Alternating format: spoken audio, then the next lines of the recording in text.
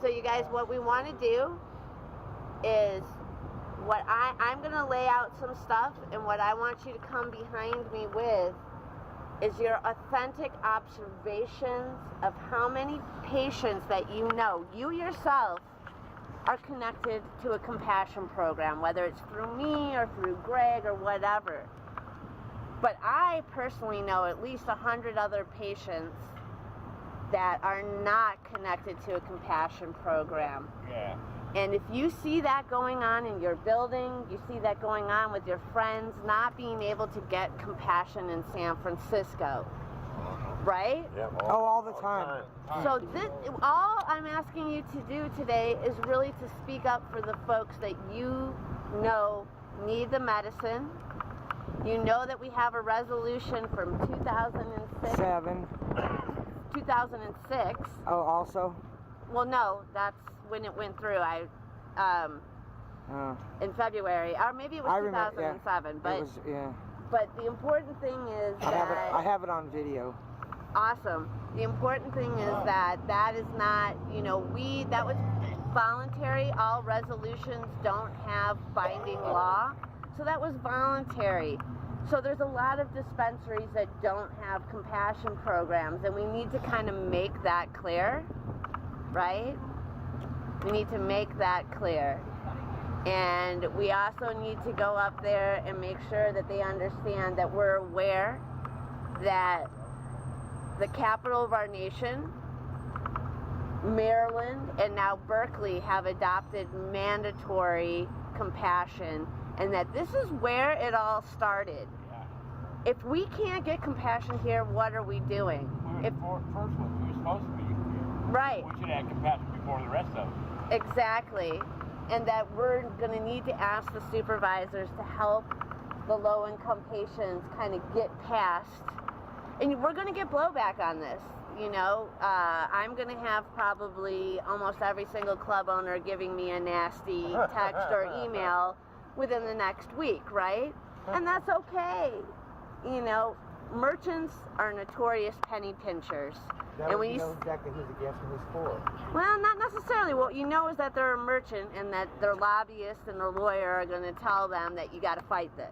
It's so easy for them to just charge a little bit more to the people that can afford it. It's just so easy to have a sliding scale and have a free part for people that can't afford it. I agree. It doesn't cost them anything. I agree.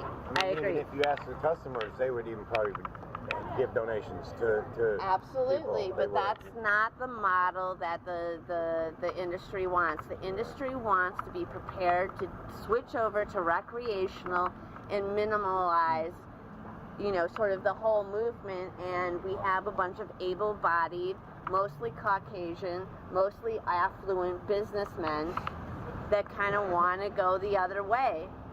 And they don't care if they can support their favorite charity a little or whatever, but they don't want anybody to have the right to come in and say, I need compassionate care. Their version of compassion is to give you a card, and after you buy 10 grams, they'll give you one. Well, okay, so you guys need to talk about that. So you guys know a lot more than I know about what actually happens on the street level of when you ask for compassion at a club. Because when I walk in, they throw it at me. They're like, whoa, compassion police, get her. And they run up and they show me their compassion list, and I'm not the enforcer, I'm just like, that's great, I'm just here to say hi. Another tactic is to go, the top clubs who shall remain unnamed, go to some of the people they reckon are activists and just treat them like queens and kings, so that they won't actually notice what's going on with compassion. So. Green Door their compassion is buy $5, get one free. Yeah, the compassion community is just to keep the activists quiet. They give the top activists a bunch of compassion, so they don't say anything, so they don't squeal. I'm not going to say who, because it doesn't matter. It doesn't matter who. You would state in the public comments, I used to receive compassion from an MCD that I no longer associate with for bad review. There's the lack of compassionate programs in the city right here for low-income people. Something along the lines of that. Right, and just observing in your own neighborhood, in your own building, giving an estimate of how many people don't have services and how difficult this is. And the other thing It seems really elementary to us, but they think that this is a third rail issue. They think that there's a bunch of hippies saying that people should get free pot and that it's not a life and death issue, and we all know that that's not true. Yeah, a guy got shot for trying to get weed in my neighborhood. We're representing them. And I think that's important to say, you know, I'm representing a lot of people on my list.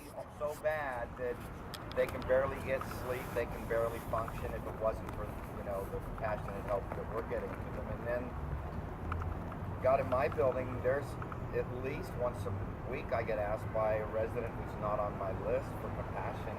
And you need to tell them that, you know, as compassion coordinators working directly with compassionate growers, we just don't have the capacity to serve the people that need to be served, and it's hurting us in our hearts to turn people away. Yeah, and then they're jealous. I mean, it happens to me. They're jealous that I have medicine, but it's the medicine that we have to share. And it's like, my gosh, you know, I wish I could just say, go to this dispensary. You know, and this is where you go. This is how you hook up, you know. Fortunately, the person that oversees my assistant management where I live is a patient himself in his own city where he lives. And so when jealous patients in the building went to him and complained about what they assumed my activities were, they just figured, new move-ins, just figured I was a dealer. Right. Yeah, and I get that all the and when I time. said, no, I'm not doing that, they went and complained to management, but he just said, John, we've been dealing with John for over 12 years. We know exactly what he does. Good afternoon, Supervisors. Pleasure to speak before you. Today I come with 5% Compassion Coalition, a coalition comprised of patient advocates in San Francisco who do direct patient services for medical cannabis patients to help you understand the need and urgency of compassionate care for homeless, low-income, and veteran medical cannabis patients. First, I'd like to give you some background on a decade's worth of work and illuminate the facts on how this is not a third rail issue, but a current national movement that was defined here in San Francisco. Equity in healthcare is not a privilege, but a right. I don't stand here as a marginalized advocate. I stand before you with groundwork done in the support not only of our task force vote, but the support of our Board of Supervisors' unanimous vote in 2006. Our current report from the Planning Department supported and voted and sent to the board to be heard by our Planning Commission, the entire state of Maryland, our nation's capital, Washington, D.C., and Berkeley have ensured that low-income and no-income patients have equity and safe access and have mandated a minimum standard of care to be uniform for every permit holder. Therefore, today I present the following solutions to help correct our path. First, 5% mandate along the lines of Berkeley solutions for our residents. We need to take care of our own. Second, to enact Proposition S, which was voted on by our citizens. And third, let's call a hearing on all the work that the task force, the Planning Department, and the Planning Commission have supported and voted so that we can all be on the same page. Thank you for your time. Thank you, next speaker.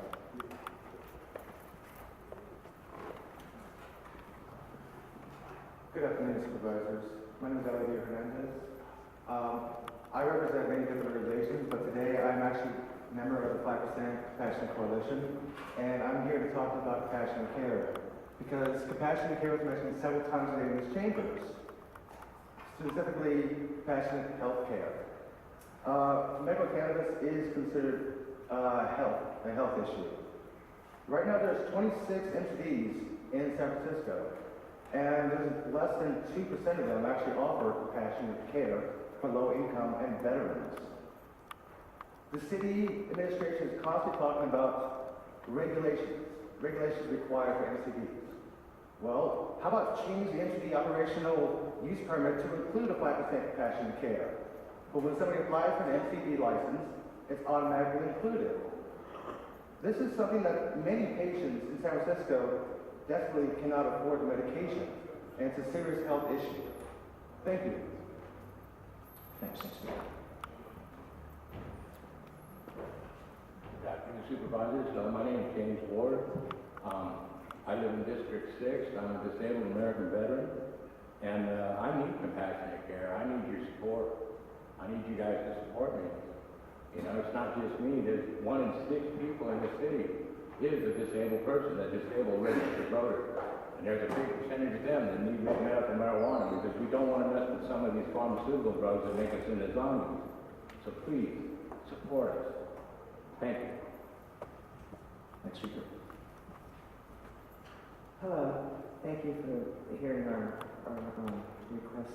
My name is Denise Dory, and I'm part of the compassionate care community. For many years, I did union work, men's work, and it was hard on my joints. Now I'm going to the doctor to see why I can't digest food, and I'm scared that they might have to do surgery. They're going to tell me next week whether I'll have to have surgery or not. And cannabis really helps with the food, my body to process food. I would say a 5% of MCD sales to help cannabis patients who are too poor isn't too much to ask, and it's easily doable. 5% is more because we have a lot more disabled folks in this city than practically anywhere in the country. It's this Prop 4, SB 420 and Prop 215. They're both about the patients, and patients are most often poor. The non-binding resolution in 06 and 07 by Supervisor Margarini, well, since then, the feds have backed off prosecuting cannabis. So this item really does need to be revisited. Because before it was, the feds were keeping us from giving away medicine, but now it seems like it's pretty much in the clear. Things have changed, so the issue should be revisited. And we do depend on unions. We represent workers, and patients need representation too. This might be the only place we have it. Shona can't do it all by herself. She only can help a small portion of people, and myself included. I don't know what I'd do without her, except I'd be waiting in the blind line like I used to before I knew Shona.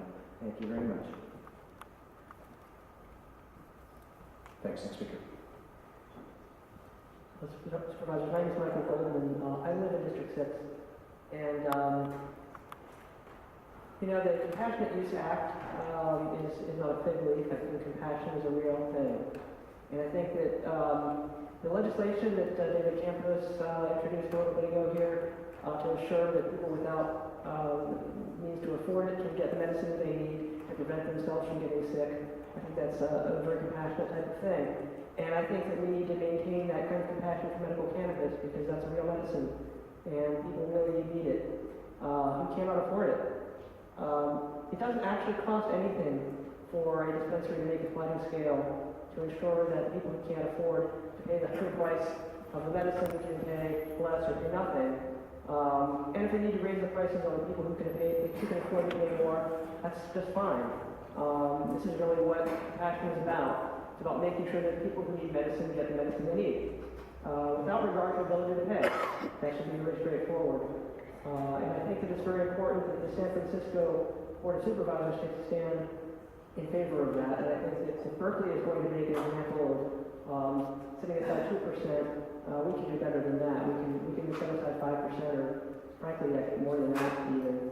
But definitely this needs to be taken care of, and I hope the supervisors will very seriously look at making the current guidance a condition of the permit, because that's something people need. Thank you. Next speaker.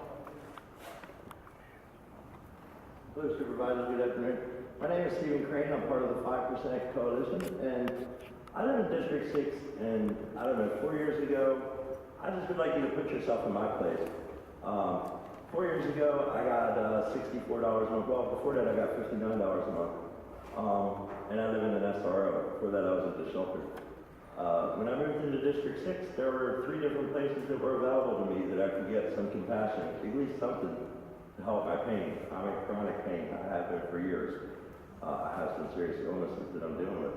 Now, I'm looking at it, and they were shut down. Now, we feel abandoned in District 6. And now it's just a total disaster. We have no way of getting any type of compassion anymore without going miles, and now all of that's getting shut down. I don't know what you expect. Put yourself in my position. I have another opportunity. I can go to the hospital and get put on large amounts of narcotics. I really don't want to do that, you know? Marijuana has helped my life, helped me better my life, helped me become a better person. I'm using a clear head today, and I just really want you to think about being in that position where you don't get anything, waiting for SSI or SSDI, and you're handicapped, and you can hardly take care of yourself with no money, and now you can't even get medicine. There used to be some compassion in District 6. There's none. I mean, there's nothing. So please help us. We're in need. We're in real need. And it's a serious thing for us. So I just want you to please consider it and thank you. Thank you very much. Next speaker. Good afternoon, Supervisors. My name is Greg Ledbetter. I have known and worked with quite a few of you on the medical cannabis, as a medical cannabis advocate for several years. I have participated in the Medical Cannabis Task Force and served as co-chair of the Cannabis Task Force, sponsored then by Supervisor Tom Amiano.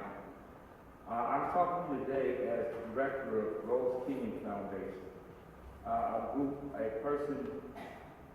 I'm sorry, it's been a long time, okay? And I'm going to deviate from my notes because it's something that I'm very passionate about. What I have in my hand, folks, represents the patients that I try to serve. It is 63. Now, that's a small amount of people, but these are low and no income patients that are in desperate need of some relief so far as their medical needs go. I've heard a lot of talk today about rewriting old, outdated laws. Well, there's a few laws and regulations or suggestions that was given to you guys made by the Cannabis Task Force. And I think that you guys would do good to revisit those and look at some of the recommendations that were done there. And also look at the Compassionate Care Act that was constructed by Access to Love. And see if we can't come to some kind of agreement to help these patients. I also have a list of several hundred other patients that are low and no income that are in need of help. And I, myself, as well as the community that I serve, are not able to meet the needs. So I do feel that the compassion should come from the dispensaries. Thank you very much and have a good week. Thank you, next speaker. Good afternoon, Supervisors. My name is Paul Spicer, and I'm here to say as well, please remember the patients' rights in San Francisco. Thank you very much. Thanks, next speaker. My name is Mike Nicole. I'm also with the 5% Passion Coalition. I know San Francisco is always one to set the mark for the nation. But this time, our nation's capital did.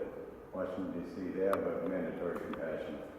I'd just like to see y'all do the same thing. Thanks.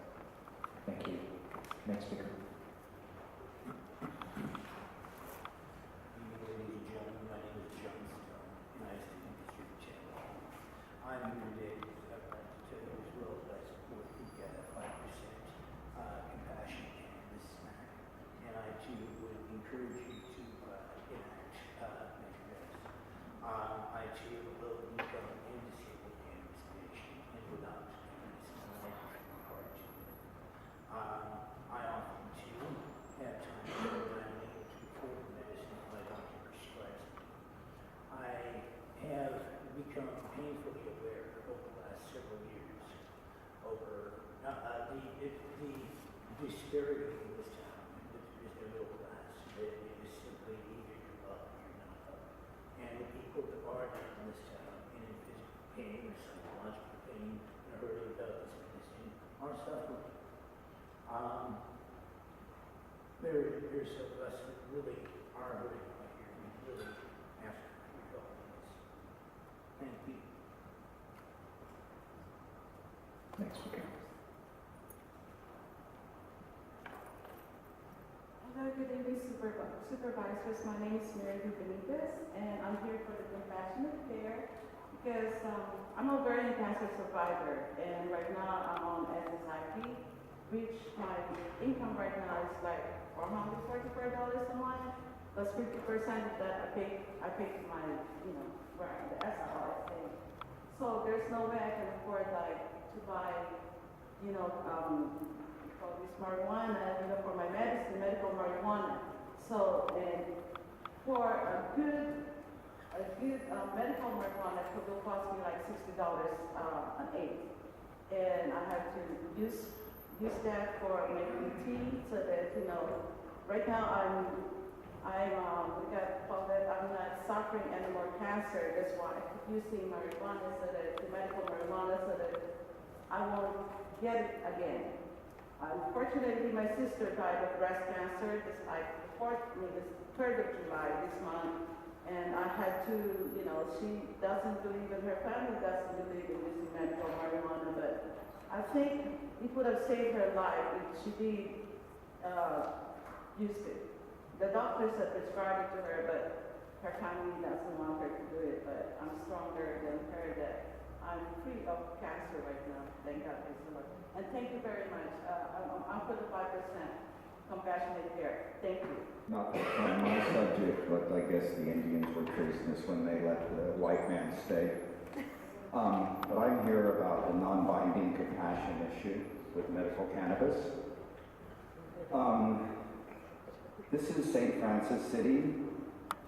I'm not a religious person, I'm a spiritual entity experiencing a human experience.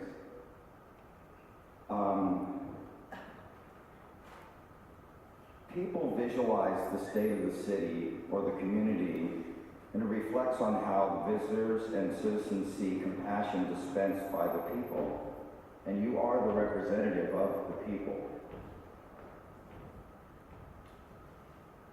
I help dispense wellness to mostly veteran patients. And some of them can't be here today because they suffer for such extreme cases of PTSD, which includes insomnia, depression, anxiety, and panic attacks.